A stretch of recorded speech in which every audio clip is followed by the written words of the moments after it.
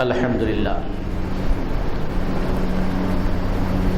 لله نحمده ونستعينه ونستغفره ونستهديه ونؤمن به ونتوكل عليه ونعوذ بالله من شرور أنفسنا ومن سيئات أعمالنا من يهده الله فلا مضل له ومن يضلله فلا هادي له وأشهد أن لا إله إلا الله وحده لا شريك له وأشهد أن محمدا عبده ورسوله الذي أرسله بالهدى ودين الحق ليظهره على الدين كله ولو كره المشركون الذي أرسله بالحق بشيرا ونذيرا وداعيا إلى الله بإذنه وسراجا منيرا الذي بلغ الرسالة وأدى الأمانة ونصح الأمة وكشف الغمة وجاهد في سبيل الله حق جهاده وتركنا على المحجة البيضاء ليلها كنهارها لا يزيغ عنها إلا هالك أما بعد فأعوذ بالله من الشيطان الرجيم يا أيها الذين آمنوا اتقوا الله حق تقاته ولا تموتن إلا وأنتم مسلمون يا أيها الناس اتقوا ربكم الذي خلقكم من نفس واحدة وخلق منها زوجها وبث منهما رجالا كثيرا ونساء واتقوا الله الذي تساءلون به والأرحام إن الله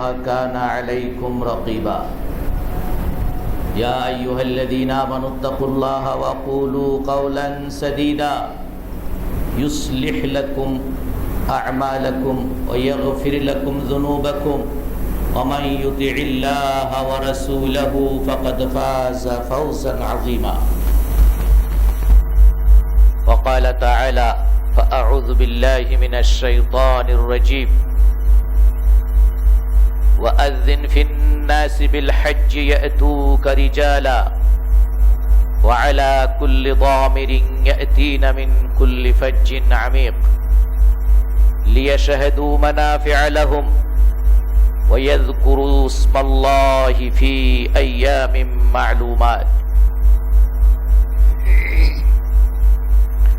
وثبت عن النبي صلى الله عليه وسلم في الحديث الذي رواه ابن عباس رضي الله تعالى عنهما الذي أخرجه البخاري وأبو داود وغيرهما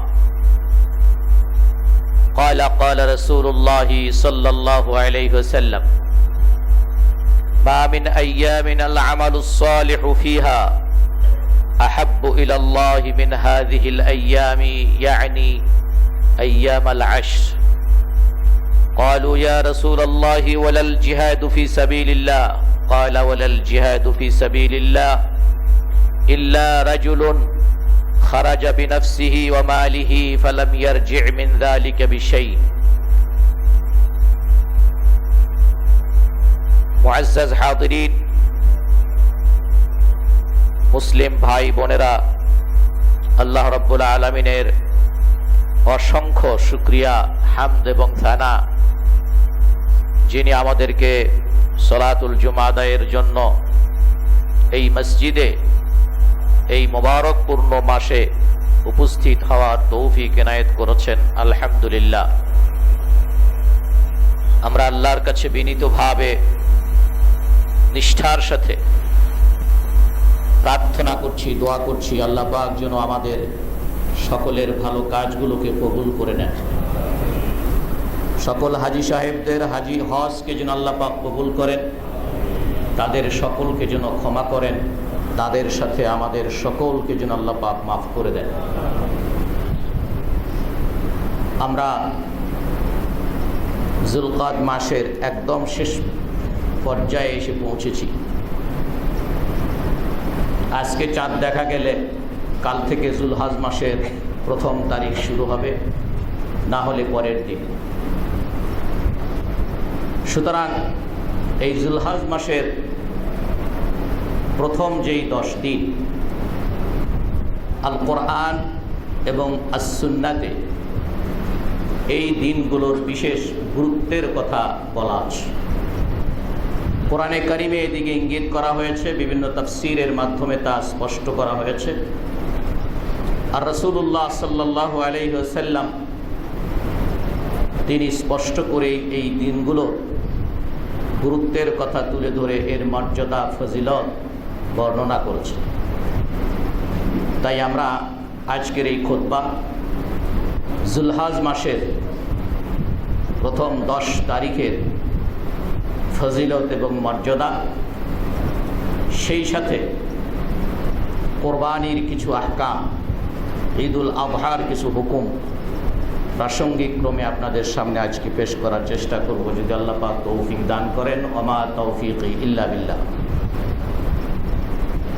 সূরা আল হজ্জের 27 এবং 28 নম্বর আয়াতে আল্লাহ পাক বলেছেন যে আপনি মানুষদের কাছে হজের ঘোষণা দিয়ে দিন, তারা পায়ে হেঁটে অথবা তাদের পিছুকায় মানে দুর্বল ক্ষীণকায় বাহনে উঠে পৃথিবীর বিভিন্ন অঞ্চল থেকে তারা এই ঘরের উদ্দেশ্যে আসবে, আপনার উদ্দেশ্যে আসবে।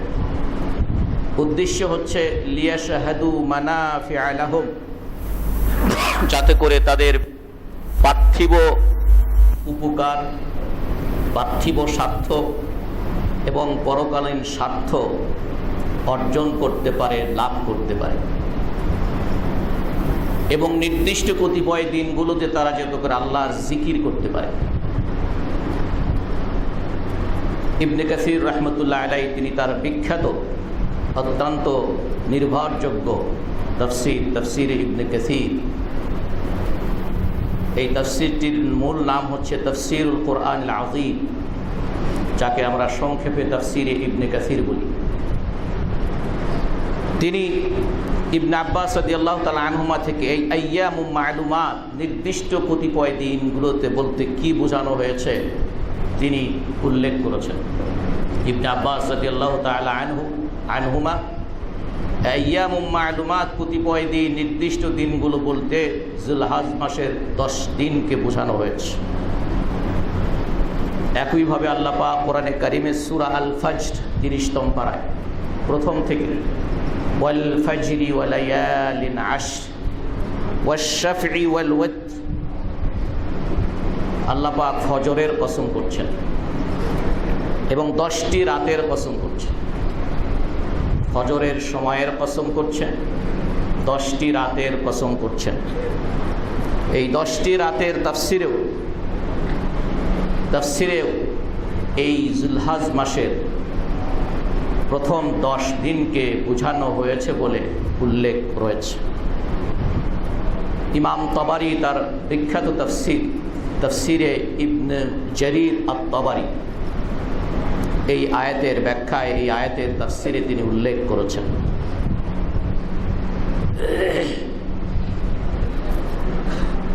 এবং ইবনে কাসিরও ইবনে জারিরের সেই ব্যাখ্যার সাথে তিনি এটাকে তাকিদ করে বলেছেন যে এর দ্বারা যুলহজ মাসের প্রথম 10 দিনকে বোঝানো হয়েছে।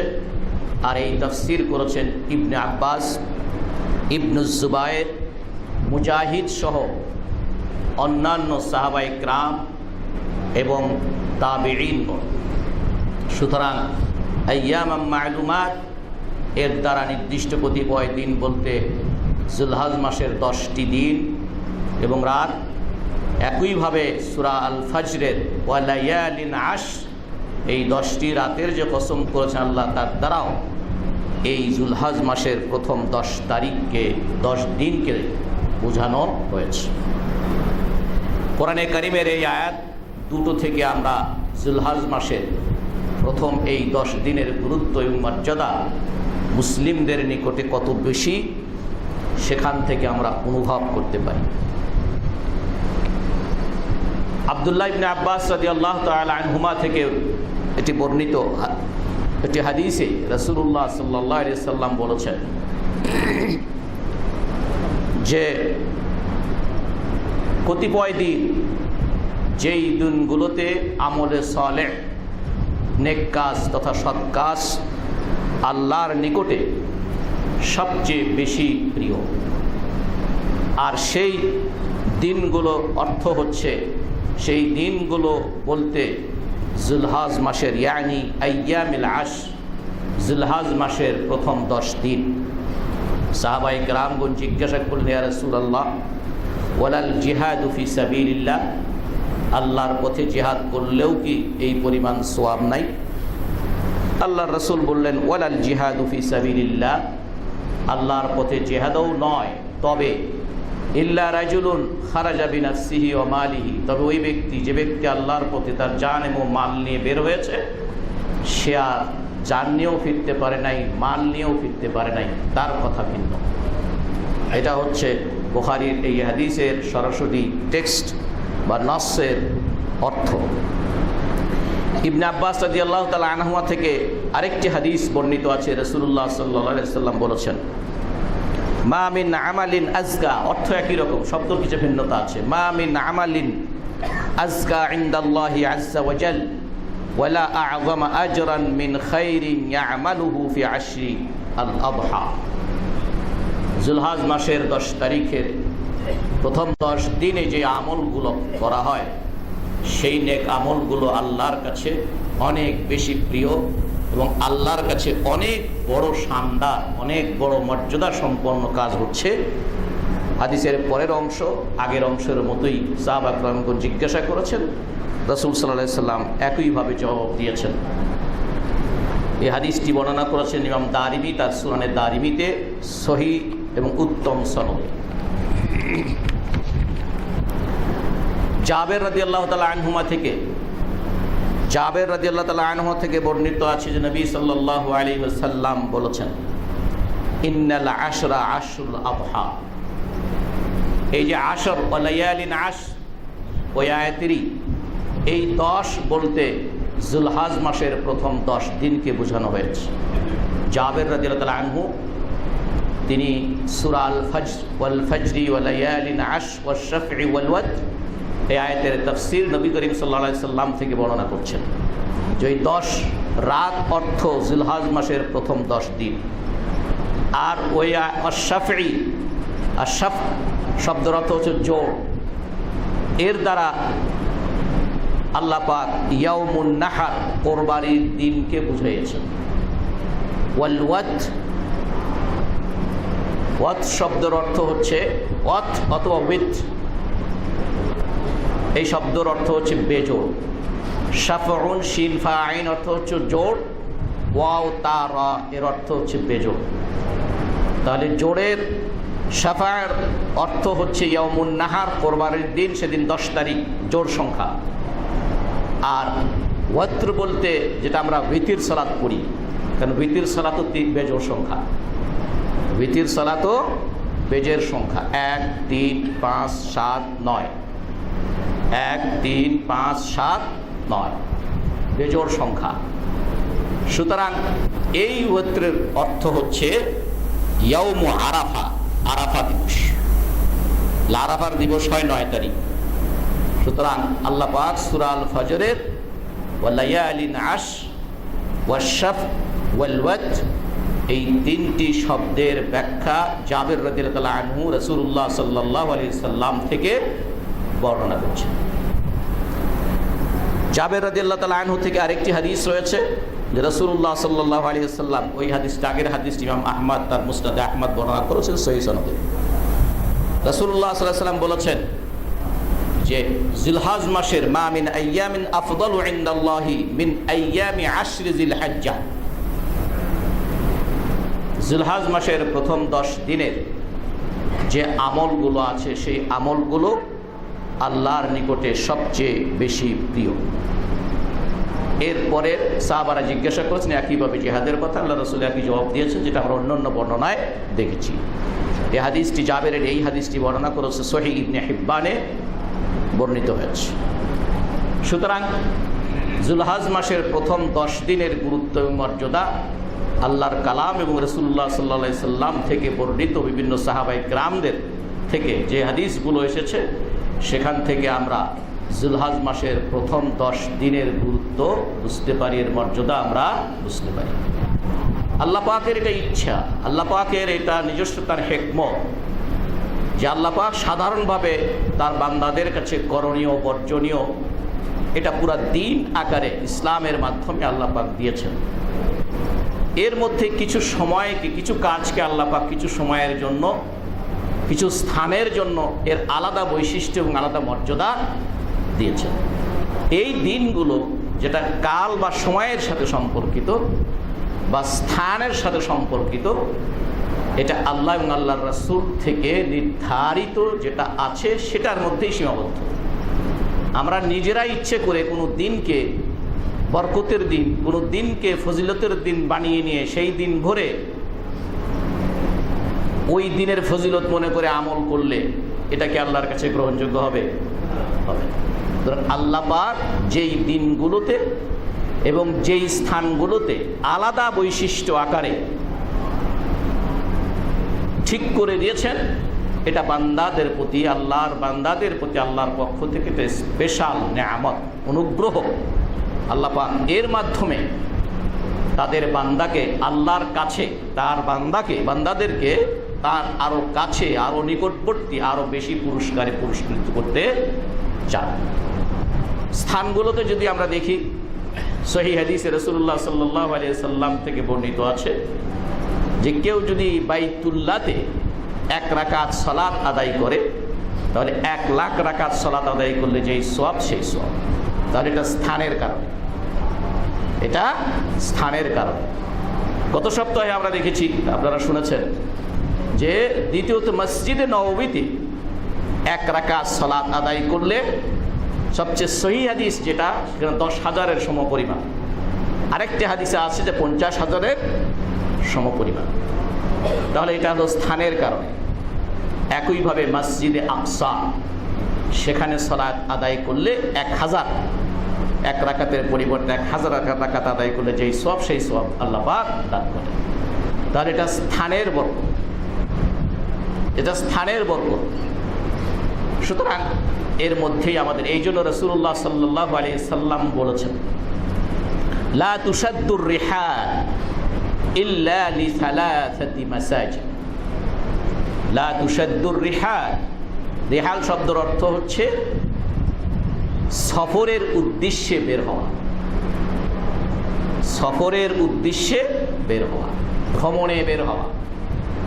লা তুশাদ্দুর রিহাল, ইসলাম রাসূল বলছেন যে তোমরা এই সফরের নিয়াতে, এখানে মুহাদ্দিসিন কিরাম এই সফরের নিয়াত বলতে কোনো ইবাদত উদ্দেশ্যে, যার মধ্যে সওয়াব পাওয়ার নিয়াত থাকে, এই ধরনের কোনো কাজ সম্পন্ন করার জন্য সফরে তোমরা বের হইও না 3টা মসজিদ ব্যতীত। তাহলে 3টা মসজিদে সওয়াবের উদ্দেশ্যে যাওয়া সেখানে বৈধ, এই হাদিস দ্বারা প্রমাণিত।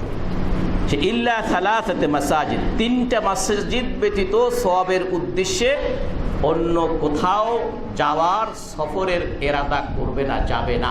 সওয়াবের উদ্দেশ্যে, ব্যবসার উদ্দেশ্যে যাওয়া যাবে, চিকিৎসার উদ্দেশ্যে যাওয়া যাবে, তারপর আরও অন্যান্য প্রয়োজনের উদ্দেশ্যে যাওয়া যাবে, লোকজনের সঙ্গে সাক্ষাতের জন্য যাওয়া যাবে, এমনি সাধারণ ভ্রমণের জন্য, দেখার জন্য, ভিজিট যেটা যাওয়া যাবে। কিন্তু সওয়াবের উদ্দেশ্যে আল্লাহ রাসূল সাল্লাল্লাহু আলাইহি সাল্লাম যেতে নিষেধ করেছেন এই 3টি মসজিদ ব্যতীত। তার প্রথমটি হচ্ছে আল মসজিদুল হারাম, আল মসজিদুল হারাম বাইতুল্লাহ। দ্বিতীয়টি হচ্ছে মসজিদি হাদা, রাসূল সাল্লাল্লাহু আলাইহি ওয়াসাল্লাম বলেছেন মসজিদি হাদা, আমার এই মসজিদটা, আমার এই মসজিদ। আর 3 নম্বর হচ্ছে ওয়াল মসজিদুল আকসা, আর একটা হচ্ছে বাইতুল মাকদিস, যেটাকে মসজিদে আকসা বলা। তো সুতরাং এগুলো হলো স্থানের সাথে সম্পর্ক, সময়ের সাথে। যেমন রমাদান মাসটিকে আল্লাহ পাক অন্য সকল মাসের চাইতে শ্রেষ্ঠত্ব দিয়েছেন, শ্রেষ্ঠত্ব দিয়েছেন। মুহররম মাসের 10 তারিখকে কেন্দ্র করে তার একদিন আগে আর একদিন পরে এই 3 দিনের সিয়ামকে যথেষ্ট মর্যাদা সম্পন্ন বলা হচ্ছে। এটা দিনের সাথে সম্পর্ক। জিলহজ মাসের প্রথম 10 দিন, প্রত্যেক মাসেরই প্রথম 10 দিন আছে, কিন্তু সেই মাসের 10 দিন আর যুলহজ মাসের প্রথম 10 দিন কখনো এক নয়, এর বৈশিষ্ট্য আলাদা। একইভাবে এর মধ্যে আবার রয়েছে ইয়াউমু আরাফা। প্রত্যেক মাসেরই 9 তারিখ আছে আরবি মাসে, কিন্তু যুলহজ মাসের যেই 9 তারিখ, সেই 9 তারিখের সাথে অন্য কোনো 9 তারিখের কোনো হিসাবই চলে না, তুলনাই হয় না। তাহলে এগুলো আল্লাহ পাক তার বান্দাদের প্রতি রহম করে, করুণা করে কিছু কিছু কাজ দিয়ে বান্দাদেরকে সেই দিনের সাথে, স্থানের সাথে সম্পৃক্ত করে এর মাধ্যমে বান্দাদেরকে তার আরো কাছে, আরো মর্যাদাবান, আরো বেশি পুরস্কার লাভ করার জন্য, অর্জন করার জন্য আল্লাহ পাকের পক্ষ থেকে তাদের প্রতি এই ইহসান, এই করুণা এবং নেয়ামত হিসেবে আল্লাহ পাক দিয়েছেন। সুবহানাল্লাহ ওয়া বিহামদিহি। তাহলে যুলহজ মাসের এই প্রথম 10 দিনে আমলে সালেহের কথা আল্লাহ রাসূল বলেছেন, মা মিন আইয়ামিন আল আমালুস সালিহু ফিহা আহাব্বা ইলাল্লাহ। তাহলে এই দিনগুলোতে কি কাজের কথা বলেছেন? আল্লাহ আমালুস সালিহ, সৎ কাজ, নেক কাজ, ভালো কাজ। যে কোনো কাজ করলে এই দিনগুলো, তাহলে ভালো কাজ করলে যদি এই দিনগুলোতে সওয়াব বেশি হয়, তার এর সাথে উল্টাটা, বিপরীতটা নিলে কিন্তু একই রকম দাঁড়ায়, যে তাহলে মন্দ কাজ করলেও যেই স্থানগুলোতে ভালো কাজ করলে অন্যান্য স্থানের চাইতে বেশি সওয়াব, ওলামায়ে কেরাম বলেন যে সেই স্থানগুলোতে আবার নাফরমানি করলে আবার কিন্তু ওইরকম আবার গুনাহ সেই রকম, আল্লাহর না খুশিটা সেভাবেই হবে, আল্লাহর নারাজিটা সেভাবেই হবে, আল্লাহর শাস্তিটা সেভাবেই হবে, গুনাহ সেভাবেই হবে। এটা আমাদের মনে রাখতে হবে। তো সুতরাং একটু আগে বলে দিই, সুতরাং প্রথম 10 দিন যুলহজ মাসের, এই 10 দিনের, বিশেষ করে ঈদের দিন তো 10 দিনের মধ্যেই, সেই ঈদের দিনে যা আমরা করি মুসলমানেরা, ঈদের দিন, খুশির দিন, আনন্দের দিন, এই আনন্দের দিন, খুশির দিন মনে করে আমরা যা করি, মুসলিম বিশ্বের মুসলমানরা যা করে, তাহলে আমলে সালেহের পর্যায়ে সেগুলো তো হয় না, বরং গায়ের আমল সালেহ।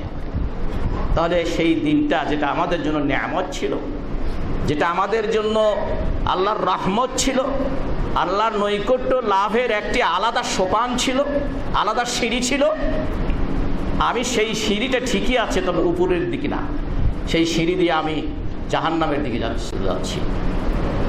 আমরা মনে করি ছেলে মেয়েদের জন্য, তরুণ তরুণীদের জন্য, পিতামাতারাও মনে করে আজকে ইয়ার দিন, দিন খুশির দিন, আনন্দের দিন। রাসূলুল্লাহ সাল্লাল্লাহু আলাইহি ওয়াসাল্লামও আবু বকরকে বলছেন যে ওরা একটু ওই যুদ্ধ সম্পর্কে, ছোট্ট ছোট্ট 2জন মেয়ে যুদ্ধের গীত গাইতেছে রাসূলুল্লাহ সাল্লাল্লাহু বাড়িতে, যুদ্ধের গীত গাইতেছে বা যুদ্ধের কবিতা পড়তেছে।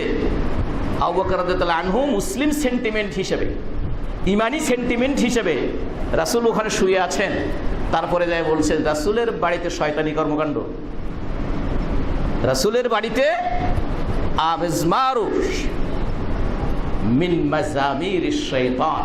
আবু বকর রাদিয়াল্লাহু আনহু ঘরে ঢুকে, আয়েশা রাদিয়াল্লাহু আনহার ঘরে ঢুকে তিনি ওই 2টি ছোট্ট মেয়ের মুখে যখন ওই কবিতা শুনতেছিলেন, বুআস, তাদের যে আগে যে যুদ্ধগুলো হতো সেই যুদ্ধকে কেন্দ্র করে। তাহলে অন্য কোনো অশ্লীল কবিতা না, চরিত্রহীনতার কবিতা না, প্রেম প্রীতির কবিতা না, যুদ্ধের কবিতা।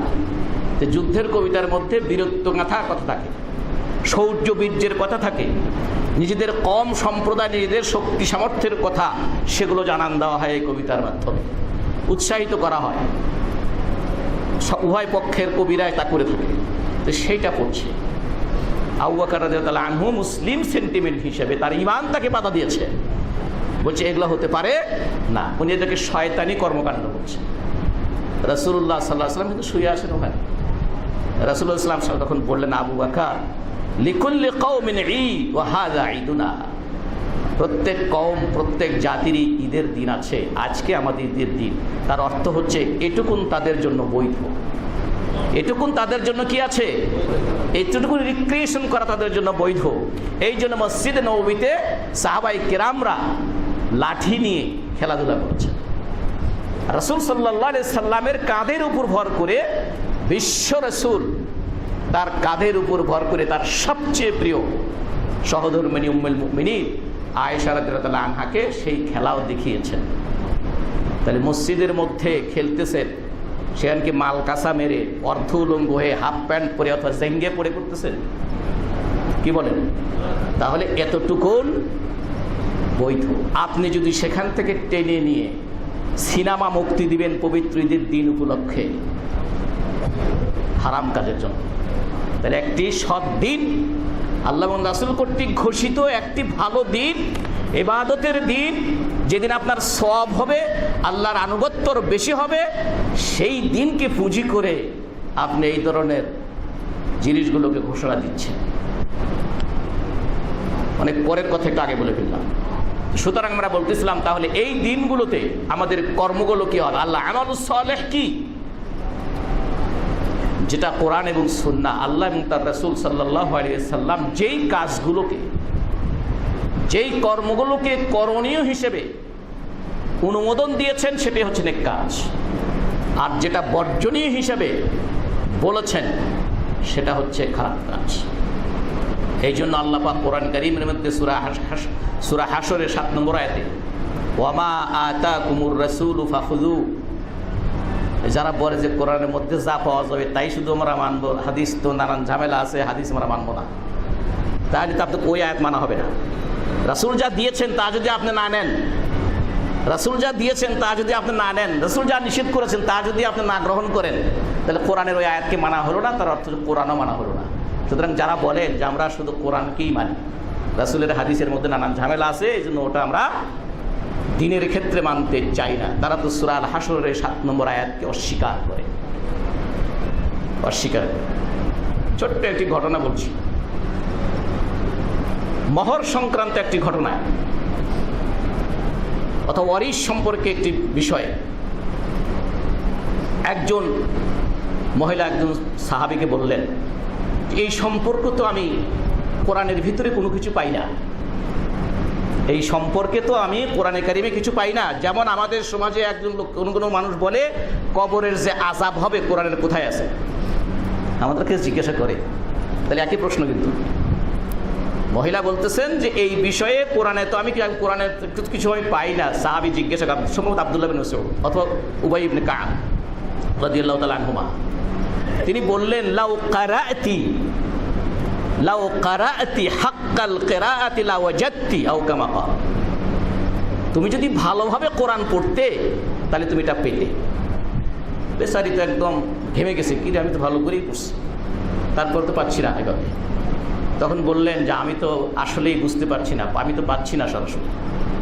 তখন তিনি বললেন যে আল্লাহ পাক সূরা হাশরের মধ্যে বলেননি ওয়ামা আতাকুমুর রাসূলু ফাখুযু ওয়ামা নাহাকুম আনহু ফান্তাহু, তোমাদের জন্য রাসূল করণীয় হিসেবে যা দিয়েছেন তা গ্রহণ করো, আর যা নিষেধ করেছেন তা থেকে বিরত থাকো। তবে তুমি ওটা না পেলে আল্লাহর রাসূল ঠিক করে দিয়েছেন দাদার জন্য কি দাদির জন্য কতটুকুন তার ওয়ারিশ হবে, সে কতটুকুন অংশ সে পাবে, এটা দাদি ঠিক করে, আল্লাহ রাসূল ঠিক করে দিয়েছেন। সুতরাং কোরআনের ওই আয়াত যদি তুমি পড়তা, ইসলামের কোনো বিষয় নাই যেটা তুমি এই আয়াতের বাইরে চলে যায়।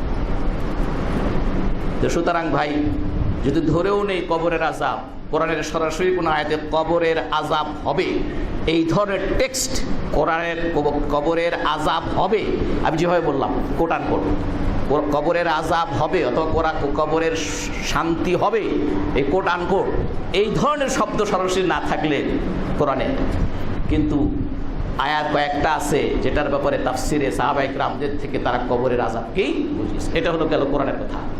কিন্তু রাসূলুল্লাহ সাল্লাল্লাহু আলাইহি ওয়াসাল্লাম একাধিক হাদিসে এবং সহিহ হাদিসগুলোতে, বুখারী মুসলিমের, কবরের আযাব সত্য, কবরের শান্তি নেয়ামত সত্য, এটা বলেছেন। তাহলে আপনি যদি কোরআন মানেন, তাহলে রাসূল তো বলেছেন যে কবরের আযাব হবে। তুমি কবরের আযাব থেকে প্রতিদিন প্রতি ওয়াক্ত নামাজের শেষ রাকাতে, শেষ বৈঠকে যে 4টি জিনিস থেকে তুমি আল্লাহর কাছে পানা চাইবে, তার মধ্যে একটি হচ্ছে কবরের আযাব থেকে আল্লাহ তোমার কাছে পানা চাইবে, কবরের আযাব থেকে তোমার কাছে পানা চাইবে। তাহলে কোরআনের ওই আয়াত যদি তুমি মানো, রাসূল বলেছেন যে কবরের আযাব সত্য, কবরের শান্তি সত্য, এবং কবরের আযাব থেকে তুমি পানা চাও, তাহলে এটা তো কোরআন। রাসূল বলেছেন আমাকে কোরআন দেওয়া হয়েছে, কোরআনের মতো আরেকটি বস্তু দেওয়া হয়েছে, এই আরেকটি বস্তু হচ্ছে রাসূল সাল্লাল্লাহু আলাইহি ওয়াসাল্লামের সুন্নাহ। রাসূল সাল্লাল্লাহু আলাইহি ওয়াসাল্লামের সুন্নাহ। সুতরাং আল আমালুস সালেহের মধ্যে আমরা দেখি এই দিনগুলোতে যতটুকু সম্ভব, এই দিনগুলোতে যে কয়েকদিন সম্ভব সিয়াম পালন করা। কারণ সিয়াম আল্লাহর কাছে খুব বড় প্রিয় একটি আমল, যেটার জাযা, যেটার প্রতিদান, যেটার পুরস্কার আল্লাহ তাআলা নিজে দেন বলে হাদিসে কুদসিতে তিনি বলেছেন, আস-সাওমু লি ওয়া আনা আজজি, সিয়াম আমার জন্য, আমি এর প্রতিদান দিই। রাসূলুল্লাহ সাল্লাল্লাহু আলাইহি ওয়াসাল্লাম বলেছেন, যে ব্যক্তি আল্লাহর সন্তুষ্টি অর্জনের জন্য একদিন রোজা রাখলো, সিয়াম পালন করলো, দোজখ তার থেকে 70 বছর দূরের অবস্থান। তাহলে এই দিনগুলোতে মা তায়াসসারা মিনহা, যে কয়েকদিন আপনার আমার পক্ষে সম্ভব হয় এই দিনগুলোতে রোজা রাখা, সিয়াম পালন করা। বড়রাও খেয়াল করে শুনবেন, কথাবার্তা বলবেন না। আমাদের জন্য করণীয় কাজ এগুলো, যেটা কাল থেকেই শুরু হচ্ছে। আমরা প্রতিদিন যে কাজগুলো আল্লাহ রাসূলের তরিকা অনুযায়ী করি, তার সাথে নতুন কিছু কাজ যোগ হচ্ছে, যেটা পয়লা জুলহাজ থেকে 10ই জুলহাজ পর্যন্ত। সুতরাং তাহলে এই কয়েকদিন রোজা রাখা, বিশেষ করে কোন তারিখে? 9 তারিখে, বিশেষ করে ইয়াউম আরাফা, এই দিনে যেন আমরা রোজা রাখি। আল ইকসারু মিন যিকরিল্লাহ, বেশি করে আল্লাহর জিকির আজকার করা। তাহলে তো মসজিদের মধ্যে বসে সব মানুষ একত্রিত হয়ে শুরু করতে হবে, এটা বেশি বলবো না, অনেক সময় আগে একটু বেশি বলেছি।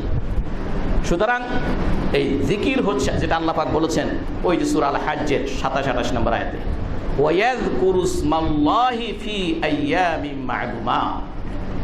এই নির্দিষ্ট কতিপয় দিন বলতে কি অর্থ করেছে? মানে ইবনে আব্বাস রাদিয়াল্লাহু আনহু বলছেন আল আইয়ামুল আশর যিল হিজ্জা, এই আইয়ামে মা'দুমাত নির্দিষ্ট কতিপয় দিন বলতে যুলহজ মাসের প্রথম 10 দিন। এই 10 দিন ওয়ায়াযকুরু ইসমাল্লাহ, আল্লাহর জিকির বেশি করে করা। সেই জিকিরগুলো আল্লাহর রাসূল ঠিক করে দিয়েছেন, কি পড়বো, কোন সূরায় পড়ব, কি কোন ভাষায় পড়ব, কি শব্দ দিয়ে পড়ব, ঠিক করে দিয়েছেন কিনা? ঠিক করে দিয়েছেন এ সম্পর্কে। সুতরাং কি করতে হবে? ইউসান্নুত তাকবীর, আল্লাহু আকবার, বেশি করে পড়া। ওয়াত তাহমিদ, আলহামদুলিল্লাহ, বেশি করে পড়া। ওয়াত তাসবিহ, সুবহানাল্লাহ, বেশি করে পড়া। ওয়াত তাহলিল, লা ইলাহা ইল্লাল্লাহ, বেশি করে পড়া।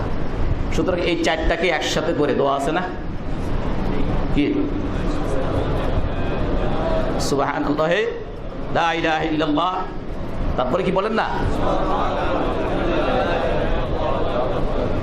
সুতরাং এই যাকে একসাথে তাসবিহ, তাহমিদ, তাকবীর, তাহলিল এগুলো আছে। আল্লাহ রাসূল সাল্লাল্লাহু আলাইহি ওয়াসাল্লাম থেকে ইবনে ওমর রাদিয়াল্লাহু তাআলা আনহুমা, ইবনে আব্বাস, ইবনে ওমর নবী সাল্লাল্লাহু আলাইহি ওয়াসাল্লাম থেকে বর্ণনা করছেন, মা মিন আইয়ামিন আ'যামু ইনদাল্লাহ ওয়ালা আহাব্বা ইলাইহি মিনাল আমালি ফীহিন্না মিন হাযিহিল আইয়ামিল আশর।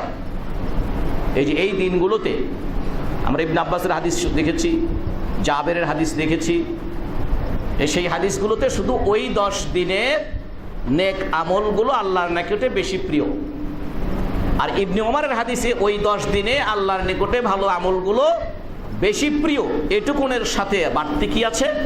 যে রাসূলুল্লাহ সাল্লাল্লাহু আলাইহি ওয়াসাল্লাম বলেছেন, অতএব ফাআকসিরু ফীহিন্না মিনাত তাহলিল ওয়াত তাকবীর ওয়াত তাহমিদ। সুতরাং তোমরা এই দিনগুলোতে বেশি করে তাকবীর পড়ো, তাসবিহ পড়ো, তাহমিদ পড়ো এবং তাহলিল অর্থাৎ লা ইলাহা ইল্লাল্লাহ, তাসবিহ অর্থ সুবহানাল্লাহ, তাহমিদ অর্থ আলহামদুলিল্লাহ এবং তাকবীর অর্থ হচ্ছে আল্লাহু আকবার। বেশি করে বলো। এই জন্য সালফে সালেহিন বল, এই সালফে সালেহিন বলতে সাহাবায়ে কেরামদের আমল সময়ে, সাহাবায়ে কেরামদের সময় রিদওয়ানুল্লাহি আলাইহিম আজমাইন এবং তার পরবর্তী সময় অনেক তাবেঈনরা, তারা শুধুমাত্র এই 10 দিন এই লা ইলাহা ইল্লাল্লাহু আল্লাহু আকবার লিল্লাহিল হামদ, এই তাকবীর বেশি করে পড়ার জন্য, মানুষদেরকে স্মরণ করিয়ে দেওয়ার জন্য, শুধু এই কারণে বাজারে যেতেন, বাজারে যাইয়া বাজারের প্রত্যেকটি অলিগলিতে ঘুরতেন আর বলতে লা ইলাহা ইল্লাল্লাহ ওয়াল্লাহু লিল্লাহিল হামদ, এভাবে তাকবীর পড়তেন। আজকের সময় হলে সেই লোকটাকে আমরা মনে হয় পাগল বলব। কেউ যদি বাজারের প্রত্যেকটি গলিতে এটা কইতে কইতে যায় আর হাঁটে আর কিছু করে না, তাকে কি বলবো? মনে হয় আমরা পাগল বলবো তাকে, অথবা আরো কিছু বলতে পারি, অথবা আরো কিছু বলতে পারি। আল্লাহ রাসূল সাল্লাল্লাহু আলাইহি ওয়াসাল্লামের সাহাবী আব্দুল্লাহ ইবনে ওমর নিজে, আবু হুরায়রা রাদিয়াল্লাহু আনহু, তারা প্রত্যেকেই এইরকম বাজারে গিয়ে গিয়ে এই দিনগুলোতে বেশি বেশি করে ফায়ুকাব্বিরুন, তারা তাকবীর পড়তেন। ফায়ুকাব্বিরুন নাস মা'আ, তাদের দেখা দেখি সাধারণ মুসলমানরাও, বাজারেরা যারা বাজারে হাট বাজার করতে আসছে, তারাও সাথে সাথে বা তার শোনা বলার সাথে সাথে তারাও তাকবীর পড়তেন। পুরা বাজারটি তাকবীরের ধ্বনিতে মুখরিত হতো, পুরা বাজারটি তাকবীরের ধ্বনিতে মুখরিত হতো। সুতরাং ইসলামের কিছু নীতিমালা আছে, সেই নীতিমালার মধ্যে হচ্ছে ইসলামের কিছু কাজ আছে এরকম যে ইটসেলফ ইসলামে তার মর্যাদাটা, ধরেন সুন্নাত, ফরজ ওয়াজিব সুন্নাত, এই দিক থেকে সুন্নাত কিন্তু সুন্নাত, কিন্তু সেই সুন্নাত কাজটি যখন ইসলামের সিম্বল হিসেবে, ইসলামের মিনার হিসেবে, ইসলামের মিনার হিসেবে যখন এটা হবে, তখন এই সুন্নাত শুধুমাত্র সুন্নাতের পর্যায়ে পড়বে না, বরং এই সুন্নাত করলে তরক করলে যদি এক ইসলামের একটা নিশানা মুছে যায়, তাহলে সেটা আমল করা মুসলমানদের জন্য ফরজ হয়ে যায়। কি হয়ে যায়? ফরজ হয়ে যায়। এই জন্য কোনো এলাকায় যদি কোনো মুসলিম জনবসতিতে, কোনো মুসলিম গ্রামে যদি আজান না হয়, এই খবরটা যখন ইসলামী সরকার জানবে, ইসলামের কথা বলছি, জানবে, তখন তাদের কাছে খবর পাঠাবে, তাদের কাছে নির্দিষ্ট ব্যক্তি, সরকারের নির্দিষ্ট ব্যক্তি যাবেন, জানার চেষ্টা করবেন, তারপর তাদেরকে সতর্ক করবেন যে তোমরা এখন থেকে আজান দিবা।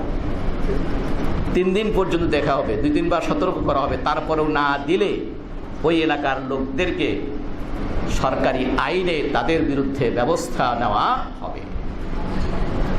অথচ আজান দেওয়াটা কি? সুন্নাত। আজান দেওয়া সুন্নাত। সুতরাং এই যে তাকবীর, যুলহজ মাসের এই প্রথম 10 দিন তাদের হজ শুরু হয়েছে মুসলমানদের। সুতরাং এটা একটা আলামত, এটা একটা মিনার, এটা একটা সিম্বল মুসলিম এলাকায়। সুতরাং এখানে এই তাকবীরটা একটু জোরে জোরে করে, যাতে করে বোঝা যায় জিলহজ মাসের প্রথম 10 দিন অতিক্রম করছে মুসলিম জাতি, প্রথম 10 দিন অতিক্রম করছে। এই জন্য তাদের মুখে কখন নামাজের পরে, সাধারণভাবে সবসময় এই জন্য তাকবীর কখন পড়তে হবে সেটা আমরা আসছি। এই তাকবীর বেশি বেশি করে পড়া। এরপরে হচ্ছে ইয়ৌম আরাফা, আরাফার দিন, সেই দিনের সিয়াম যারা হাজি নন, যারা হাজি নন তাদের জন্য রোজা রাখা, যারা হাজি তাদের জন্য রোজা না রাখা উত্তম। কারণ রাসূলুল্লাহ সাল্লাল্লাহু আলাইহি ওয়াসাল্লাম আরাফায় অবস্থান করেছেন রোজাহীন, সিয়াম ছাড়া। তবে যারা কোরবানি দিতে পারেন না, অর্থ নাই, তাদের 10টি রোজা রাখার বিষয় আছে, এবং সেখানের 3 দিন হচ্ছে ওই বাইতুল্লাহর মক্কাতে অবস্থানকালীন সময়, আর 7 দিন হচ্ছে দেশে ফেরার পরে।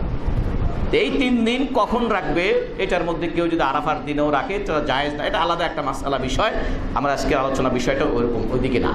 সুতরাং যারা হাজি নন তাদের জন্য আরাফার দিবসে সিয়াম পালন করা। এছাড়াও আরাফার দিবসে আল্লাহ পাকের পক্ষ থেকে বিশেষ কিছু করণীয়, যেটা রাসূল সাল্লাল্লাহু আলাইহি ওয়াসাল্লাম বলেছেন, করণীয় আল্লাহ তার বান্দাদেরকে মাফ করে দেন। আল্লাহর করণীয় হচ্ছে তার বান্দাদেরকে আল্লাহ পাক কি করে দেন? মাফ করে দেন। এটাই বিভিন্ন ভাষায় আল্লাহ রাসূল সাল্লাল্লাহু আলাইহি ওয়াসাল্লাম বলেছেন যে আরাফার দিবসের ফজিলত সম্পর্কে। আয়েশা রাদিয়াল্লাহু তাআলা আনহা, আবু কাতাদা রাদিয়াল্লাহু তাআলা আনহু, তিনি বর্ণনা করছেন রাসূল সাল্লাল্লাহু আলাইহি ওয়াসাল্লাম বলছেন, সিয়ামু ইয়াউম আরাফা আহতাসিবু আলা আল্লাহি ইউকাফিরু আস-সানাতাল্লাতী ক্বাবলা ওয়াস-সানাতাল্লাতী বা'দা। আরাফার একটি সিয়াম, আরাফার দিবসের আগের 1 বছর, পরে 1 বছরের গুনাহকে আল্লাহ পাক মাফ করে দেন। মুসলিম শরীফের হাদিস আয়েশা রাদিয়াল্লাহু আনহা থেকে বর্ণিত আছে যে মা মিন ইয়াউমিন আকসারা মিন আন ইউতিকাল্লাহু ফীহি আবদাম মিনান নার মিন ইয়াউমি আরাফা। আরাফার দিবসে যত মানুষকে আল্লাহ পাক জাহান্নামের আগুন থেকে মুক্তি দেন, অন্য কোনো দিনে এত মানুষকে মুক্তি দেন না। মুসলিম শরীফের হাদিস। এবং শুধু তাই নয়, বরং আল্লাহ পাক সেদিন ফেরেশতাদের কাছে গর্ব করে বলে যে এরা কি করে আরাফার ময়দানে অবস্থান করছে, অথবা তাদের সাথে আমরা যেন আল্লাহর কাছে মাপ চাইব। আরাফার হাজিরাও মাপ চাইবে আল্লাহর কাছে, আমরাও যদি এখানে যার যার জায়গায় বসে মাপ চাই আল্লাহর কাছে। তা আল্লাহ তো সব কিছু দেখেন, কি বলেন, আরাফা যারা আছেন তাদেরকেও দেখেন, আরাফার বাইরে যারা আছে তাদেরকেও দেখেন। আল্লাহ পাক সব জানেন, তারপরে ফেরেশতাদেরকে বলে এরা কি চায়। ফেরেশতারা বলে যে আল্লাহ ওরা তো মাপ চাই তোমার কাছে। আল্লাহ বলে যে তোদেরকে সাক্ষী রেখে বললাম আমি সবাইকে মাফ করে দিই, আমি সবাইকে মাফ করে দিই। শুনে আল্লাহ পাকের হিকমত এটা, উনি মাফ করবেন, কিন্তু এটা আবার একটু মাঝখান দিয়ে আবার একটু এরভাবে ফেরেশতাদের সাথে ডায়ালগ করে নেয়। সুতরাং এভাবে আল্লাহ রসুল সাল্লাল্লাহু আলাইহি ওয়াসাল্লাম থেকে আরাফা দিবসের মর্যাদার কথা বলা আছে। বরং ওমর আব্দুল খাত্তাব রাদিয়াল্লাহু তাআলা আনহু তো এক ইহুদির সঙ্গে দেখা হয়েছে। ইহুদি বলতেছে তোমাদের ইসলামে এমন একটা দিন আছে, এই দিনটা যদি আমাদের ইহুদিদের জাতির কাছে আসতো তাহলে ওই দিনটাকে আমরা খুশির দিন, ঈদের দিন বানায় রাখতাম। ওমর রাদিয়াল্লাহু আনহু বলছেন যে কোন দিন সেটা? কয় ওই যে যেই দিনে আল ইয়াউমা আকমালতু লাকুম দীনাকুম ওয়া আতমামতু আলাইকুম নি'মাতি ওয়া রাদিতু লাকুমুল ইসলামা দীনা। সূরা মায়েদার এই 3 নম্বর আয়াতটি যেই দিনে নাজিল হয়েছে, এই দিনটা যদি আমাদের কাছে হতো তাহলে এই দিনটাকে আমরা ঈদের দিন বানায় নিতাম। অথচ এই দিনটি ছিল আরাফার। তাহলে আরাফার দিনকে তারা ওই দিনেই আয়াত নাজিল হয়েছে, তারা ঈদের দিন বানায় নিত। কিন্তু মুসলিমরা যেহেতু শরিয়াত নিজেরা বানায় না, মুসলিম তারা শরিয়াত নিজেরা বানায় না, আল্লাহ এবং আল্লাহ রসুল থেকে যা আছে তাইকে তারা শরিয়াত হিসাবে মানে। এই জন্য এত বড় দিন হওয়া সত্ত্বেও, ঐতিহাসিক দিন হওয়া সত্ত্বেও আরাফার দিনকে ওই ইহুদিদের অভিপ্রায় অনুযায়ী মুসলিমরা এটাকে খুশির দিন হিসেবে সেভাবে পালন করেন। এভাবে আল্লাহ রসুল সাল্লাল্লাহু আলাইহি সাল্লাম থেকে এই আরাফা দিবসের আরও বিভিন্ন, বলেছি আপনাদেরকে, বিভিন্ন হাদিসে বিভিন্ন ভাষায় মাফের কথা বলা আছে, বিভিন্ন দোয়ার কথা বলা আছে। এই আফদল দোয়া ইয়াউমে আরাফা, আরাফার দিবসে যে দোয়া করা হয় সেই দোয়া হচ্ছে সবচেয়ে উত্তম দোয়া। আর এই প্রসঙ্গে বলেন যে সবচেয়ে উত্তম যেই দোয়াটি আমি পড়েছি এবং আমার পূর্বের সকল নবীরা পড়েছেন, আরাফার দিনের দোয়া হচ্ছে সর্বোত্তম দোয়া। আর এই সর্বোত্তম দোয়া হচ্ছে সেই দোয়াটি, যে দোয়াটি আমি পড়েছি এবং আমার পূর্বের সকল নবী রাসূলগণ পড়েছেন। সেটা হচ্ছে লা ইলাহা ইল্লাল্লাহু ওয়াহদাহু লা শারীকা লাহু লাহুল মুলকু ওয়া লাহুল হামদু ওয়া হুয়া আলা কুল্লি শাইইন কাদির, এই দোয়াটি। সুতরাং আমরা এই দোয়াটি ওই দিন বেশি বেশি করে পড়ব। ইমাম মালিক তার মুয়াত্তায় হাদিসটি বর্ণনা করেছেন। এভাবে আমরা আরাফার দিবসের দোয়া, আরাফার দিবসে ক্ষমা, আরাফার দিবসের সিয়াম, এই দিনটাকে আমরা এভাবে পালন করতে পারি। এই দিনগুলোতে বেশি বেশি করে আল্লাহর কাছে তওবা করা, গুনাহ মাফ চাওয়া, যে আল্লাহ তুমি আমার গুনাহ মাফ করে দেন। আল্লাহ পাক কিন্তু গুনাহ মাফ করার জন্য বান্দার তওবার আকাঙ্ক্ষা করেন, যে বান্দা আমার কাছে তওবা করুক। এই জন্য আল্লাহ পাকের সবচেয়ে বেশি গায়রাত বলা হয়, ঈর্ষা হয়, রাগ মিশ্রিত ঈর্ষা। রাগ মিশ্রিত ঈর্ষার এটা বোঝার জন্য বলছি, মাফ করবেন আমাকে, এভাবেই ব্যাখ্যায় আছে যে কোনো ব্যক্তি, আল্লাহ না করুক, কোনো ব্যক্তির স্ত্রীর কাছে একজন পরপুরুষকে দেখলে তার স্বামীর মধ্যে যেই মানসিকতা তৈরি হয়, এটার নাম হচ্ছে গায়রাত। এটাকে বলা হয় গায়রাত। তাই আল্লাহ বলছে ইন্নাল্লাহা ইউগার, আল্লাহ পাক এভাবে ঈর্ষান্বিত হন, এভাবে ক্ষুব্ধ হন যখন তার বান্দা আল্লাহর নিষিদ্ধ কাজে লিপ্ত হয়। আল্লাহর বান্দা যখন আল্লাহর নিষিদ্ধ কর্মে লিপ্ত হয়, তখন আল্লাহ পাক তার প্রতি এইরকম ক্ষুব্ধ হন, এরকম রাগান্বিত হন। এইরকম গুনার পরেও যখন আল্লাহ কাছে তার বান্দা মাফ চায়, তখন আল্লাহ আবার খুশি হয়ে যায়। এই জন্য বেশি বেশি করে, তাই রাসূল সাল্লাল্লাহু আলাইহি ওয়াসাল্লাম বলেছেন যে তোমরা আল্লাহর কাছে মাফ চাইতে চাইতে হয়তোবা তোমরা বিরক্ত হয়ে যাবে, কিন্তু আল্লাহ কিন্তু মাফ করতে বিরক্ত হন। সুতরাং এই কথাগুলো আর আমাদেরকে গুনাহ করার ক্ষেত্রে যেন অনুপ্রাণিত না করে, যে আল্লাহ যখন মাফ করবো করে নেই জন্মের গুনাহ পরে মাপ নিয়ে নেবেন। কি বলেন, এটা কি চিন্তা করা ঠিক হবে? না, কারণ আল্লাহ পাক বলে রাখছেন লিমাইয়াশা, যাকে চান তাকে মাফ করে, যাকে চান তাকে মাফ করে।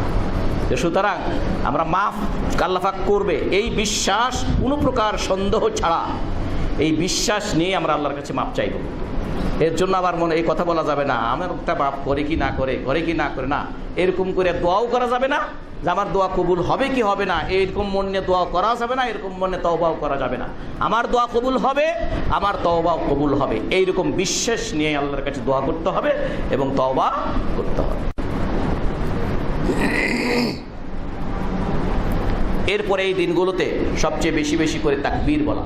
সেই তাকবীর দুই ধরনের, একটা হচ্ছে তাকবীরুল মুতলাক, মানে সময়ের সাথে নির্ধারিত না, সময়ের সাথে নির্ধারণ না। কাল থেকে শুরু হচ্ছে 1 তারিখ, কাল থেকে যেখানে চলাফেরা করবো, রাস্তায়, রিক্সায়, বাসে বসে যেখানে আল্লাহু আকবার, আল্লাহু আকবার, লা ইলাহা ইল্লাল্লাহ, আল্লাহু আকবার, আল্লাহু আকবার, লিল্লাহিল হামদ।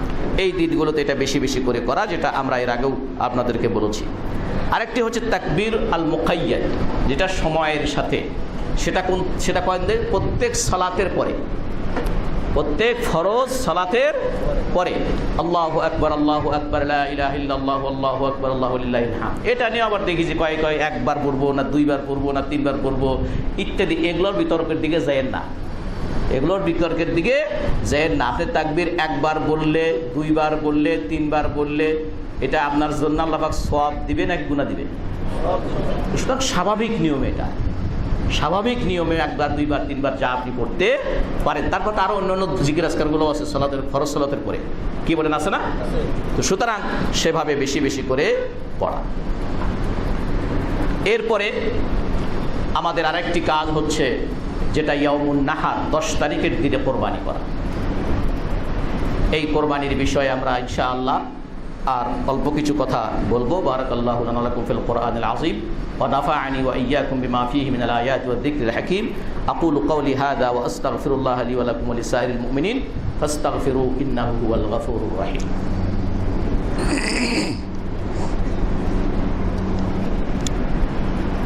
আলহামদুলিল্লাহ, আলহামদুলিল্লাহি ওয়াহদা, ওয়াসসালাতু ওয়াসসালামু আলা মান লা নাবিয়্যা বা'দা।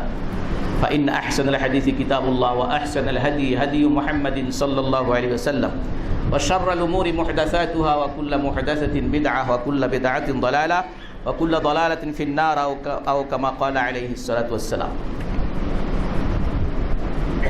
তাকবীর যেটা মুকাইয়াদ সালাতের পরে, ফরজ সালাতের পরে, এটা ইয়ামে তাশরিক সহ 13 তারিখ পর্যন্ত, আসর পর্যন্ত আপনারা সকলেই জানেন। আমরা প্রথম দিন থেকে সব সময়ের জন্য পড়ব, আবার 9 তারিখ সকাল থেকে, ফজর থেকে আইয়ামে তাশরিকের 13 তারিখের আসর পর্যন্ত আমরা প্রত্যেক ফরজের নামাজে আমরা পরপরই আমরা পড়ব। এবং এক্ষেত্রে আমরা কিন্তু বলছি সবসময় তাকবীরে মুতলাক, মানে সর্বদা সবখানে আমরা এটা আমাদের জন্য এই কয়েকদিনের মুখের জিকির জন্য হয় এটা আল্লাহু আকবার, আল্লাহু আকবার, লা ইলাহা ইল্লাল্লাহ, আল্লাহু আকবার, আল্লাহু আকবার, লিল্লাহিল হামদ। এমনকি 10 তারিখে আমরা এটা পড়তে পড়তে ঈদে যাব। ঈদে যায় যখন আমরা ওখানে যখন নামাজের নিয়াত করব, ইমাম সাহেব যখন শুরু করবেন, তখন আমরা এই তালবিয়া এই তাকবীর তখন আমরা বন্ধ করব। তো সুতরাং এরপরে আবার কন্টিনিউ করব। সুতরাং এই জন্য এই তাকবীরের মধ্যে দিয়ে যেন আমরা আমাদের এই দিনগুলোতে অতিবাহিত করতে পারি, তাহলে আমাদের কোনো সময়টাই নষ্ট হবে না। আমি সালাত আদায় করতে পারছি না, অফিসে যাচ্ছি, গাড়িতে বসে আছি অথবা বাসে বসে আছি, আমি ওখানে যদি জোরে করলে যদি মনে করে যে শরম লাগে, একটু আস্তে আস্তেই বলেন। জোরে বলতে যদি শরম লাগে, কারণ কেউ পাশের থেকে বলতেছে আমি আপনার তোমার কান খাইয়ে ফেলতেছেন, কথা বলতে না, বলতে পারে কেউ। তো সুতরাং তার কান খাওয়ার দরকার না, আপনি তখন সহনীয়ভাবে আস্তে আস্তেই পড়তে থাকেন। তো এটা নিয়ে গোলমাল লাগালাগি ঝগড়াঝাটি করে নিয়ে আবার কোনো কিছু সৃষ্টি করাটাও ঠিক হবে না। আপনি সুন্নত আদায় করতে জোরে পড়বেন, আর একজন দিবে বাধা, পরে লাগবে কিলাকিলি, পরে এটা যাবে অন্যরকম হয়ে। সুতরাং এই ধরনের পর্যায়ে যাওয়ার আমাদের কোনো প্রয়োজন নেই। সুতরাং আল্লাহ আমাদের সকলকে তার দ্বীনি কাজগুলোকে সুন্দরভাবে আদায় করার তৌফিক দান করুন। রাসূলুল্লাহ সাল্লাল্লাহু আলাইহি ওয়াসাল্লাম থেকে ঈদুল আযহা প্রথম হচ্ছে ঈদুল সালাতুল ঈদুল ফিতর এবং ঈদুল আযহা। এই দুইটি হচ্ছে ইসলামী শরিয়াতের অনুমোদিত খুশির দিন। ঈদ অর্থ খুশি, এই দুই দিনই কেবল কি খুশির দিন। মদিনায় গিয়ে রাসূল সাল্লাল্লাহু আলাইহি ওয়াসাল্লাম তাদেরকে আগে যে দিনগুলোতে আনন্দ ফুর্তি করতে দেখেছেন, জিজ্ঞাসা করেছেন তোমাদের এটা কী দিন? বলছে এটা আমরা আগে থেকে আমরা এই দিনটাকে আনন্দ খুশি করে আসি। রাসূল সাল্লাল্লাহু আলাইহি ওয়াসাল্লাম বলছেন শেষ, আল্লাহ পাক তোমাদের এই সকল দিনের পরিবর্তে দুটো দিন ঈদের দিন দিয়েছেন, সেটা হচ্ছে ঈদুল আযহা আর ঈদুল ফিতর। তাহলে তাদের সমাজে প্রচলিত ছিল ওই আগের অনুযায়ী, আল্লাহ রাসূল সেটা কিন্তু রদ করে দিলেন। সেটা কি দিয়ে দিলেন? বাদ দিয়ে দিলেন। বাদ দিয়ে বলে না, এখন থেকে তোমাদের জন্য কোনটা? ঈদুল আযহা এবং ঈদুল ফিতর, এই দুটাকে শরিয়ত সম্মত। সুতরাং ঈদুল আযহা ঈদুল ফিতরের সালাত এটা সুন্নাত না ওয়াজিব, এটা উলামায়ে কেরামদের মধ্যে অন্যান্য মাসলায় যেমন ইখতিলাফ থাকে এটারও আছে। যেমন কারো কারো মতে এটা সুন্নাত, কারো কারো মতে এটা হচ্ছে কি ওয়াজিব। তো সুতরাং তবে সুন্নাত বলি আর ওয়াজিব বলি, ওই যে একটু আগে বলেছি শিআর, ইসলামের সিম্বল। ঈদের দিনে 2 রাকাত নামাজ হবে, এটা যদি সুন্নাতের টাইটেল হয়, কিন্তু সারা বিশ্ব জুড়ে মনে করেন অথবা যে যে অঞ্চলে যখন ঈদের সালাত পড়া হয় ওই এলাকা জুড়ে এটা মুসলমানদের জন্য একটা নমুনা, একটা শিআর, একটা সিম্বল, একটা ঝান্ডা, একটা আলাম, একটা মিনার। সুতরাং এখান থেকে কোনো মুসলমানেরই এই সালাত থেকে অনুপস্থিত থাকা উচিত নয়। যারা সুন্নত মনে করেন, কিছু কিছু মানুষ মনে করেন যে ওই দিন ফজর নামাজ তো পড়ে নাই, ঘুমের থেকে উঠছে 8টার সময়, 9টার সময় বা 10টার সময় বা 8:30টার সময় ঈদের নামাজ হবে, তো ঘুমের থেকেই উঠছে 7:30টার সময়, উঠে গোসল টোসল করে সুন্দর জামা কাপড় গায়ে ঈদে যাবে এই চিন্তা করে। তাহলে ফরজটা ছিল ফজর, ওটা পড়ে নাই, হে ব্যক্তির ঈদের নামাজ যাবে কিনা? এটা আবার ভিন্ন মাসালা। কিন্তু ঈদের নামাজ সুন্নাত হলেও এটা সকলকেই যাওয়া যেতে হবে। এই জন্য রাসূলুল্লাহ সাল্লাল্লাহু আলাইহি সাল্লাম এমনকি মেয়েদেরকে পর্যন্ত ঈদের সালাতে যাওয়ার জন্য বলেছেন, উম্মে আতিয়ার হাদিস। এবং শুধু তাই নয়, যেসব মেয়েরা মাসিক পিরিয়ডের মধ্যে আছে, ঋতুবতী আছে, তাদেরকেও সেখানে যেতে বলা হয়েছে। তারা সালাতে অংশগ্রহণ করবে না সত্য, তবে দোয়া এবং অন্যান্য জিকির আজকারে মুসলিমদের সাথে একত্রিত তাদের সাথে শরীক হবে। এই দিনের ঈদ, এই আনন্দ থেকে অথবা ঈদের এই বরকত থেকে তারাও যত করে বঞ্চিত না হয়, এই জন্য তাদের এমনকি সাহাবায়ে কেরামদের মেয়েদের কখনো এটাও হয়েছে, ইয়া রাসূলুল্লাহ যাওয়ার জন্য যদি আমার কোনো বাইরে আবরণ করা কাপড় যদি অতিরিক্ত না থাকে, এটাই যার গায়ে আমি ঢেকে ঢুকে যাবো, অর্থাৎ বোরকা মনে করেন, অথবা কি বলা হয় হিজাব, এটা নেই। রাসূল বললেন কারো কাছ থেকে তুমি ধার নিয়ে তারপরও তুমি সেখানে যাও, কারো কাছ থেকে ধার নিয়েও তুমি সেখানে যাও, অন্যতেও তুমি তোমার বোনকে ধার দাও। তো সুতরাং হচ্ছে ঈদের দিনের গুরুত্ব হচ্ছে এভাবে। এই দিনের সবচেয়ে বড় কাজ হচ্ছে আল্লাহ পাক যাদেরকে সুযোগ দিয়েছেন তাদের কোরবানি করা। আল্লাহ রাসূল সাল্লাল্লাহু আলাইহি ওয়াসাল্লাম তিনি নিজে কোরবানি করেছেন। আনাস রাদিয়াল্লাহু থেকে বর্ণিত, দাহ্হান নবী সাল্লাল্লাহু আলাইহি ওয়াসাল্লাম বিকাবশাইনি আমলাহাইনি আকরানাই, 2টা শিংওয়ালা মোটা তাজা হৃষ্টপুষ্ট 2টি ভেড়া কোরবানি দিয়েছে। আমি আল্লাহর ফজলে এই ধরনের মহিষের মতো ঘোড়া মানে ভেড়া এটা দেখছি, দেখার সুযোগ হয়েছে সৌদি আরবে হজের সময়। ওখানে এই যে পশু জবাই হয় যেখানে ইসলামী ব্যাংকের মাধ্যমে, তারপরে আরও বিভিন্ন থেকে দেখেছি, সে একটা টেনে ধরে 3-4 জন ধরে নিয়ে আসাই মুশকিল।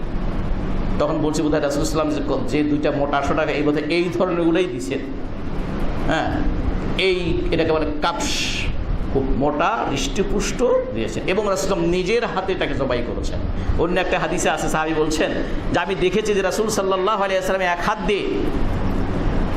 দিয়ে তার ছুরি ধরে খেয়েছে, আর এক হাত দিয়ে তার মুঠ ধরেছে, আর এক পা তার এই ছাতির উপরে যেখানে রাখে সামনের সাফ বলা হয়, এই গাড়ির এই সাইডে পা দিয়ে তিনি একাই জবাই করছেন। তাহলে কীরকম শক্তিশালী ছিলেন। আমি তো বললাম ভেড়ার কথা, যে এই ভেড়া ওই যে ঈদ থেকে যখন 3-4 জন ধরে নিয়ে তারপরে জবার ওখানে নিয়ে আসে, সেই ধরনের পশুকে, সেই ধরনের ভেড়াকে আল্লাহর রাসূল নিজে এক হাত দিয়ে মুখ ধরে আর এক হাতে ছুরি আর পা দিয়ে ওখানে রেখে তিনি নিজের হাতে জবাই করেছেন। সুতরাং এবং তিনি বিসমিল্লাহ বলেছেন, বিসমিল্লাহি আল্লাহু আকবার বলে জবাই করেছেন। ওয়াদা রিজলাহু আলা সিফাহিহিমা, এবং তার পাকে ওই পশুর ওই ঘাড়ের কাছে ওইখানে রেখে, অর্থাৎ চাপায় রাখার জন্য। বুখারী মুসলিমের হাদিস। এভাবে রাসূলুল্লাহ সাল্লাল্লাহু আলাইহি ওয়াসাল্লাম নিজে কোরবানি করেছেন এবং তিনি কোরবানি করেছেন তার পক্ষ থেকে, দেখুন ভেড়া কিন্তু তার পক্ষ থেকে করেছেন, তার পরিজনের সকল সদস্যদের পক্ষ থেকে তিনি করেছেন, যারা জীবিত আছেন যারা মৃত্যুবরণ করেছেন সকলের পক্ষ থেকে আল্লাহ রাসূল সাল্লাল্লাহু আলাইহি ওয়াসাল্লাম এই ভেড়া দুটি তিনি কোরবানি করেছেন নিজের পক্ষ থেকে, নিজের ওই সকল আহাল এবং পরিজনের পক্ষ থেকে, তাদের মধ্যে যারা মৃত্যু ছিল তাদেরও, যারা জীবিত ছিলেন তাদের জন্য। সুতরাং এখান থেকে আমরা আর একটি বিষয় জানতে পারব যে রাসূলুল্লাহ সাল্লাল্লাহু আলাইহি ওয়াসাল্লাম শুধুমাত্র মৃত ব্যক্তির জন্য পৃথক করে কোনো কোরবানি পশু জবাই করেন নাই। যেমন আপনারা জানেন রাসূলুল্লাহ সাল্লাল্লাহু আলাইহি ওয়াসাল্লাম জীবিত থাকা অবস্থায় তার স্ত্রী খাদিজা রাদিয়াল্লাহু আনহা ইন্তেকাল করেছেন, মৃত্যুবরণ করেছেন। তার চাচা হামজা রাদিয়াল্লাহু আনহু মৃত্যুবরণ করেছেন। তার চাচাতো ভাই জাফর, যিনি ইয়ারমুকের যুদ্ধে না মুতার যুদ্ধে যিনি শহীদ হয়েছিলেন, করেছেন। এবং রাসূলুল্লাহ সাল্লাল্লাহু আলাইহি ওয়াসাল্লামের 2-3 মেয়ে করেছেন, রাসূলুল্লাহ সাল্লাল্লাহু আলাইহি ওয়াসাল্লামের 3 মেয়ে মৃত্যুবরণ করেছেন। রাসূল সাল্লাল্লাহু আলাইহি ওয়াসাল্লাম তাদের জন্য শুধুমাত্র মৃত ব্যক্তি হিসেবে তাদের জন্য আলাদা কোনো পশু তিনি জবাই করেন। এই জন্য এক্ষেত্রে গত বছরও আপনাদেরকে এই মাসলাটা বলেছিলাম যে মাইয়েতের পক্ষ থেকে কোরবানি করার 3টি অবস্থা। একটি হচ্ছে মাইয়েত যদি মৃত্যুর আগে তার ছেলেপেলেদেরকে যদি ওসিয়ত করে গিয়ে থাকে যে বাবা কয়েকদিন ধরে আমি যদি এর আগেই মারা যাই তোমরা আমার জন্য একটি কোরবানি দিও, এই ওসিয়তটা তিনি যদি করে গিয়ে থাকেন তাহলে যাদের প্রতি ওসিয়ত করেছেন তাদের জন্য ওই ওসিয়ত পূরণ করা অপরিহার্য, তার ওসিয়ত পূরণ করে দেবেন, তাহলে তার জন্য করা যাবে। 2 নম্বর হচ্ছে যে শুধুমাত্র আপনি আপনার জন্য একটা করছেন আর আপনার আব্বা মারা গেছেন, তার জন্য শুধুমাত্র তার জন্য একটি আলাদা পশু ক্রয় করে তার নামে শুধু করছেন, এটা আরেকটি অবস্থা। আর 3 নম্বর অবস্থা হচ্ছে যে আপনি কোরবানি পশু জবাই করছেন, কোরবানির জন্য কিনেছেন, আপনি আপনার পরিবার পরিজন যারা জীবিত মৃত সকলের জন্যকে শরিক করে আপনি করছেন, তাহলে এই 3টি অবস্থা। প্রথম অবস্থা কোরবানি দিতে হবে। তৃতীয় অবস্থায় হচ্ছে এটাই হচ্ছে রাসূল সাল্লাল্লাহু আলাইহি ওয়াসাল্লাম করেছেন। মাঝখানে যেটা বললাম যে শুধুমাত্র মাইয়েতের জন্য কোরবানি পশু কিনে মাইয়েতের নামে দেওয়া, যদিও এটাকে তাবাররু বলা হয়, সাদাকা বলা হয়, তবু এটা রাসূল সাল্লাল্লাহু আলাইহি ওয়াসাল্লাম বা সাহাবায়ে কেরামদের মধ্যে এই আমলটি ছিল না। আমি আপনাদেরকে বলছি না যে জায়েজ নাই, হারাম, এগুলো আমি বলছি না, আমি শুধু তুলে ধরলাম বিষয়টা যে 3টি অবস্থা। একটি ওসিয়ত করে বলে সেটা দিতে হবে, আর একটি হচ্ছে আপনি কোরবানি করেছেন আপনার জন্য, আপনার নিজের জীবিত পরিবারের জন্য, এবং এর সাথে আপনি মৃত্যু যারা আছেন তাদেরকেও সামিল করলেন, জায়েজ আছে। সেটা যদি ছাগলও দেন, আপনি আপনার পরিবারে যদি 20 জন মানুষও থাকে, যেটা আপনার সাথে একসাথে খাওয়া দাওয়া হয়, একসাথে থাকেন, এক পাকে খাওয়া দাওয়া হয় এই ধরনের, তাহলে সেখানে যদি 20 জনও হয়, এমনকি তার মধ্যে আপনার যদি উপযুক্ত ছেলে, তার বউ আছে, সেই ছেলে আলাদা চাকরিও করে, আপনি পিতা বেঁচে আছেন, একই সংসারে একসাথে খাওয়া দাওয়া হয়, তাহলেও আপনি একটি ছাগল কিনে দিলে সবার পক্ষ থেকে সেটা হয়ে যাবে। আর যদি ভিন্ন ভিন্ন হয় ছেলেরা যদি ভিন্ন পাক হয়, তাহলে কিন্তু যার আলাদা দিতে হবে। স্ত্রী যারা আছেন, স্ত্রী যদি মালদার হয়, টাকা পয়সা থাকে, তিনিও আলাদা একটা কিনে দিতে পারেন, তবে তিনি যদি তা না দেন, স্বামী যেটা দিচ্ছে স্ত্রীর পক্ষ থেকেও আদায় হয়ে যাবে। এভাবে এই বিষয়টা আমরা এখানে শেষ করতে চাই। সুতরাং আর পশু যেগুলোকে জবাই করতে হবে সেগুলো আপনারা সবাই জানেন যে একটি ছাগল একজনের পক্ষ থেকে, উট এবং গরু 7 জনের ক্ষেত্রে ভাগের ক্ষেত্রে একটি বিষয় আমি সবসময় আপনার দৃষ্টি আকর্ষণ করেছি। এটা খুব বেশি প্রচলিত নেই আমাদের সমাজে, যে 7 জন হলে তো কোনো কথা নেই, কিন্তু 5 জন 4 জন 3 জন মিলে যদি হয় তাহলে প্রত্যেকে একটি ভাগ যেন পরিপূর্ণভাবে নেওয়ার চেষ্টা করবেন। 2 জন মিলে যদি সমান ভাগে দেন তাহলে একজন 3.5 পেলেন আর একজন 3.5 পেলেন, 7কে যদি ভাগ করেন তাহলে 3.5, তাহলে একটা 2 ভাগ হয়ে গেল। এইটা বিচক্ষণ মাসআলার দৃষ্টিতে বলছি যে একটি অংশকে একটি ছাগলের মনে ধরা হয়, এই যে 7 ভাগে চলে, একটি অংশকে একটি ছাগল ধরা। একটি ছাগল যেমন 2 ভাগ করা যায় না, ওরকম একটি অংশ 2 ভাগ না করা। সুতরাং এটা আমার দিক থেকে আপনাদের কাছে এটা পরামর্শ, যদি সম্ভব হয় তাহলে এই ধরনের সাথী নেবেন। যদি মনে করেন যে 4 জন হয়ে থাকেন তাহলে ভাগটা ওভাবে করবেন যাতে করে প্রত্যেকের বা যে 4 জন আছে 4 জনের মধ্যে ভাগটা পরিপূর্ণ থাকে। এই পরিপূর্ণের অর্থ হচ্ছে কারো হবে 2টা, কারো হবে হয়তো 1টা, কেউ 2 ভাগ নেবেন, কেউ 1 ভাগ নেবেন। এভাবে চেষ্টা করবেন। না হলে আমি বলছি না যে হবে না, তা না, কারণ অত বড় দায়িত্বটা আমি নিতে পারবো না। তবে এভাবে যদি ভাগটা আপনারা করতে পারেন তাহলে আর সন্দেহ থাকে না। কারণ একদল ওলামা একরাম সালফে সালিহিন থেকে শুরু করে একদল ওলামা একরাম এভাবেই বলেছেন যে ভাগ করার ক্ষেত্রে একটি ভাগ যেন দুইজনের মধ্যে বা তিনজনের মধ্যে বন্টন না হয় মালিকানার ক্ষেত্রে। তো সুতরাং এই বিষয়ে খেয়াল করা, এবং যে সকল পশু দিয়ে কোরবানি করা চলে না সেটা হচ্ছে যারা স্পষ্ট যেগুলো কানা এবং সুস্পষ্ট যারা অসুস্থ, তারপরে যারা খোঁড়া, যেগুলো খোঁড়া এবং এত দুর্বল, কোনো অসুখ বসুখ কিচ্ছু নাই, এত দুর্বল যে এর ভিতরে কোনো মগজ টগজ কিচ্ছু নাই, এটা বোধহয় মরে যায়, এই ধরনের ছাড়া বাকিগুলোতে জায়েজ আছে। যেগুলোর শিং নাই, কান কাটা অথবা শিং হয়নি, এই ধরনের পশু এড়ানোই ভালো, তবু দিলে জায়েজ আছে। ওলামা একরাম বলেছে এটা মাকরুহ হবে। সুতরাং আমি মনে করি মাকরুহ যদি হয়, অপছন্দনীয় কাজ যদি হয়, তাহলে আপনি একটি বড় জিনিস আল্লাহর কাছে তৈরি করছেন, সুতরাং অপছন্দনীয় না করে আপনি প্রয়োজন হলে এটা বিক্রি করে আর একটা ভালো তা কিনে নিয়ে আসবেন। সুতরাং এভাবে এই দিনগুলোতে আমরা কোরবানি করার চেষ্টা করব। আর আকিকার বিষয়টা কথা হচ্ছে, আকিকার কিন্তু সুন্নাত তরিকা। আপনারা আকিকার হাদিসগুলো পড়ে দেখবেন যে রাসূলুল্লাহ সাল্লাল্লাহু আলাইহি ওয়াসাল্লাম থেকে আকিকা সম্পর্ক যত হাদিস আছে সবগুলোতেই ছাগল দেওয়ার কথা আছে, ছাগল জাতীয়, ছাগল যেটাকে বলা হয়। সুতরাং গরু বা গরুর অংশ এটা ওলামা একরাম জায়েজ বলেন। তো আমাকে জিজ্ঞাসা করলে আমি তাকে উৎসাহিত করি না, তাকে বলি যে ভাই আপনি গরুর ভাগ একটা যে দাম দিয়ে কিনবেন ওই দাম দিয়ে একটি ছাগলকে আকিকা করে দেন, আমি তাকে এইভাবে পরামর্শ দিই। তবে গরু দিয়ে কেউ আকিকা দিলে হবে না সেই ফতুয়া আমি দিচ্ছি না, এবং দায়িত্ব আমি নিচ্ছি না। তবে আকিকার ব্যাপারে আমার কাছে কেউ প্রশ্ন করলে আমি তাকে বলি রাসূলুল্লাহ সাল্লাল্লাহু আলাইহি ওয়াসাল্লাম তিনি দুইটা ছাগলের কথা বলেছেন, ছেলে হলে মেয়ে হলে একটা, অথচ রাসূলুল্লাহ সাল্লাল্লাহু আলাইহি ওয়াসাল্লাম তার হাসান হোসেনের জন্য দুইজনের জন্য দুটা দিয়েছেন, একটা করে দিয়েছেন। তো সুতরাং একটা করে দেওয়া জায়েজ, দুটা করে দেওয়া যার জন্য সম্ভব হয় দুটা করে দেবেন। তৃতীয়ত হচ্ছে আকিকা, এটা দেওয়া দত্ত আল্লাহ রাসূল সাল্লাল্লাহু আলাইহি ওয়াসাল্লাম বলেছেন যে আকিকার সাথে প্রত্যেক শিশুকে বন্ধক রাখা হয়, আটকিয়ে রাখা হয় তার দায়িত্বের মধ্যে। আকিকা দিলে ওটা ছেড়ে যায়। এই জন্য এমনকি যারা এখন বড় হয়েছে, আমাদের বাপ-মারা দেয়নি, আমরা মনে হয় এখন দিতে পারি, আল্লাহ যদি যাদেরকে সুযোগ করে দিয়ে থাকে যার যার মতো করে, যারা বড় হয়ে গেছেন এখন যারা আছি আমরা বলছি। এই জন্য আর আকিকা করতে হয় 7 দিনের দিন অথবা 14 দিনের দিন অথবা 21 দিনের দিন। এটা বাইহাকের একটা হাদিস থেকে বর্ণিত আছে, এই 21 দিন। এরপরে যদি কারো সম্ভব না হয় তাহলে তিনি যখন খুশি তখন দেবেন। আল্লাহ আমাদের সকলকে তৌফিক দান করুন।